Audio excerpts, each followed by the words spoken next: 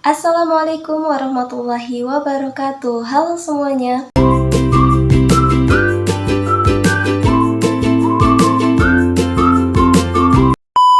Perkenalkan, saya Riksen Padilla dengan NIM C1F025132. Saya berasal dari program studi Ekonomi Islam Fakultas Ekonomi dan Bisnis. Di video kali ini saya akan menjawab soal-soal yang diberikan pada ujian tengah semester atau UTS pada mata kuliah pengantar Ekonomi Islam dengan dosen pengampu Ibu Dr. Luki Enggraini SE/MSI. Langsung saja kita menjawab pertanyaan yang pertama. Baik, langsung saja kita ke soal yang pertama. Jelaskan secara komprehensif konsep worldview atau pandangan hidup dalam ekonomi Islam. Bagaimana pandangan tersebut membedakan antara ekonomi Islam dengan ekonomi konvensional? Worldview atau pandangan hidup adalah cara seseorang atau suatu sistem memandang realistis kehidupan. Nah, dalam ekonomi Islam, worldview ini berasal atau berakar pada tauhid, khilafah atau khalifah, keadilan, tazkiyah, dan memiliki tujuan akhirnya yaitu untuk mencapai falah atau kesejahteraan dalam dunia maupun akhirat. Nah, lalu bagaimana pandangan tersebut membedakan antara ekonomi Islam dengan ekonomi konvensional? Nah, terdapat beberapa perbedaan pandangan antara perbedaan mengenai ekonomi Islam dengan ekonomi konvensional. Nah, berikut beberapa perbedaan pandangan tentang ekonomi Islam dan ekonomi konvensional. Yang pertama, ekonomi Islam itu diatur berdasarkan dengan tauhid ataupun keesaan Allah. Nah, sedangkan ekonomi konvensional itu hanya berdasarkan sekularisme dan rasionalisme. Nah, berdasarkan tujuan, ekonomi Islam bertujuan untuk mencapai falah atau kesejahteraan di dunia maupun akhirat. Nah, sedangkan ekonomi konvensional hanya bertujuan untuk mencapai kesejahteraan dan pemerataan di dunia saja. Nah, yang ketiga, ekonomi Islam semua hakikatnya itu adalah milik Allah. Kita sebagai manusia hanya sebagai khalifah atau pengelola di dunia saja. Nah, berbeda dengan ekonomi konvensional semua hakikatnya adalah milik pribadi. Nah, hal ini berarti kita sebagai manusia memiliki hak untuk mengelola semuanya sesuai kemauan atau kebutuhan kita. Nah, selanjutnya, ekonomi Islam diatur oleh nilai moral dan hukum syariah, yaitu melarang riba, monopoli, gharar, atau ketidakjelasan. Nah, hal ini berbeda dengan ekonomi konvensional. Ekonomi konvensional tidak diatur dengan nilai moral dan hukum syariah. Hal ini memperbolehkan adanya riba maupun mengambil keuntungan lebih besar. Selagi tidak melarang hukum negara, maka semua akan diperbolehkan di ekonomi konvensional. Nah, kesimpulannya, ekonomi Islam memandang ekonomi sebagai pengabdian kepada Allah melalui penerapan ekonomi dengan syariat-syariat Islam dan berlandaskan dengan tauhid.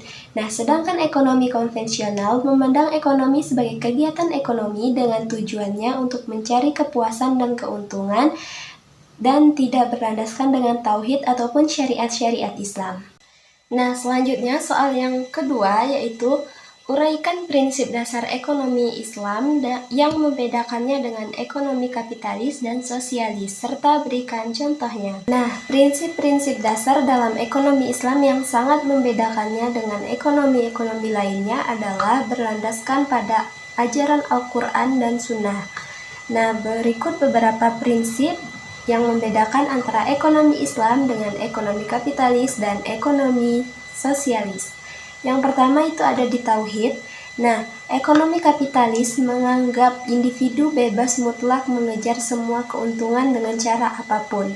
Nah, sedangkan sosialis, negara yang menjadi pemilik dan pengatur sumber daya sepenuhnya. Nah, sedangkan dalam ekonomi Islam, kepemilikan itu boleh individu maupun negara, tetapi di bawah aturan Allah dan ajaran tauhid. Nah, contohnya seperti seorang pengusaha muslim yang menolak menjual minuman keras walaupun dengan keuntungan yang besar, karena itu dilarang dalam tauhid maupun ajaran Islam. Yang kedua ada keadilan atau adil. Nah, perbedaan antara ekonomi kapitalis, sosialis, dan ekonomi Islam adalah Ekonomi Islam sangat-sangat menerapkan dan menetapkan keadilan dalam ekonomi Islam.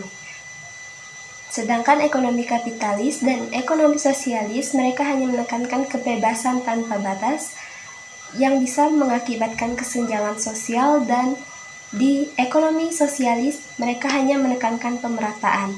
Nah, sedangkan di dalam ekonomi Islam mereka menggabungkan kebebasan dengan keadilan sosial. Nah, seperti contohnya, Islam mewajibkan membayar pajak agar kekayaan tidak hanya berputar di kalangan orang kaya. Quran Surat Al-Harsh ayat 7.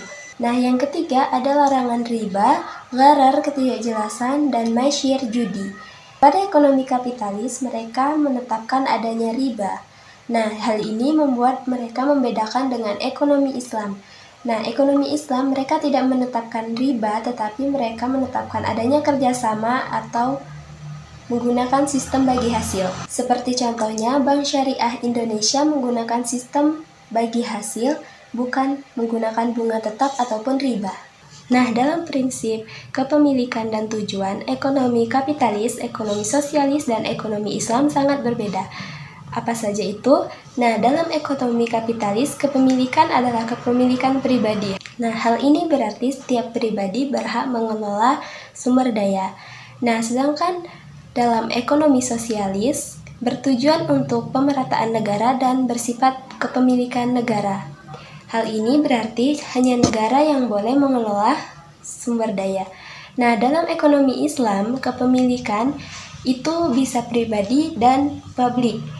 Hanya saja harus sesuai dengan syariah Islam.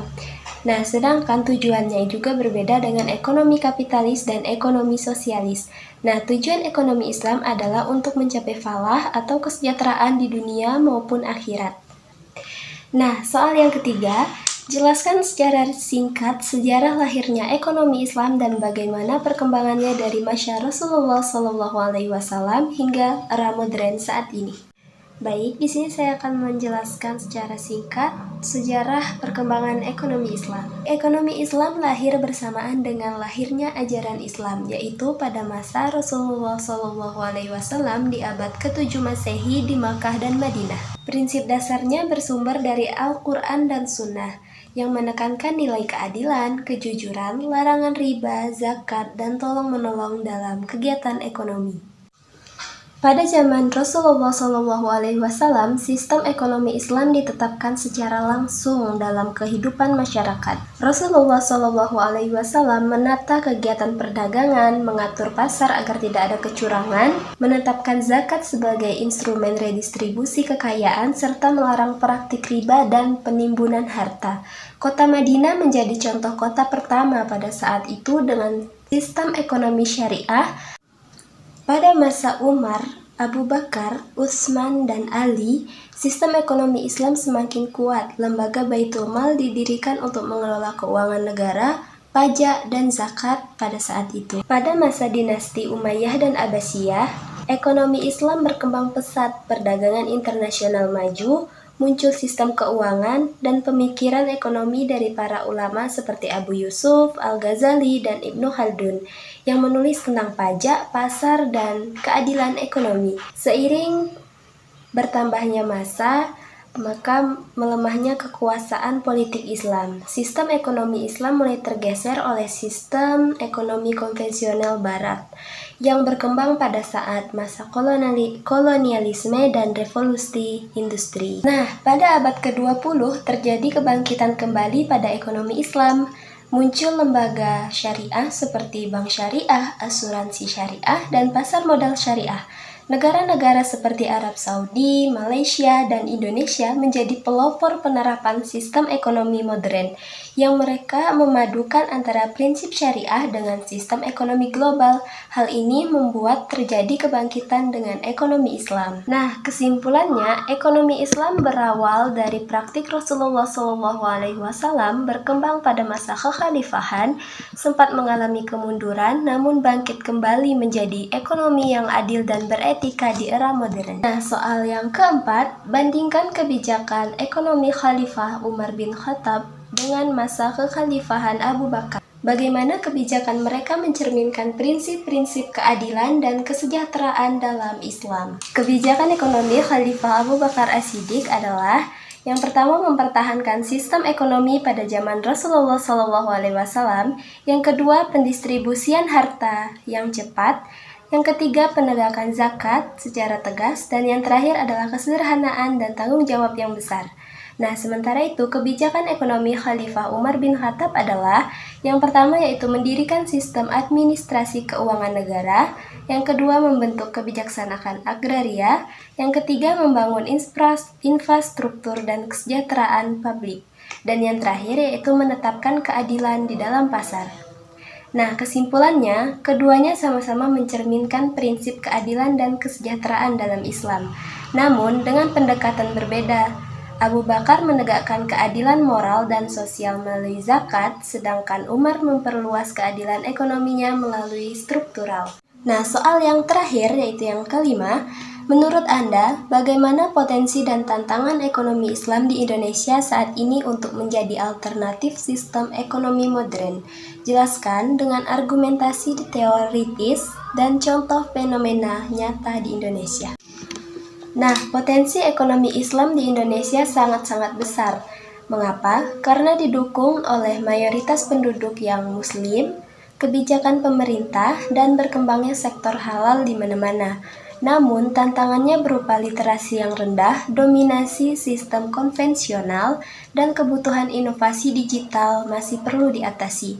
Seperti contoh kasusnya yaitu masih banyaknya orang yang memilih bank konvensional seperti Bank BRI maupun Bank Mandiri dibanding dengan bank syariah yang melakukan sistem bagi hasil dan melarang adanya riba. Dengan alasan faktor kebiasaan, kemudahan, dan fasilitas. Dan hal ini merupakan dampak dari kurangnya pemahaman mereka mengenai sistem syariah.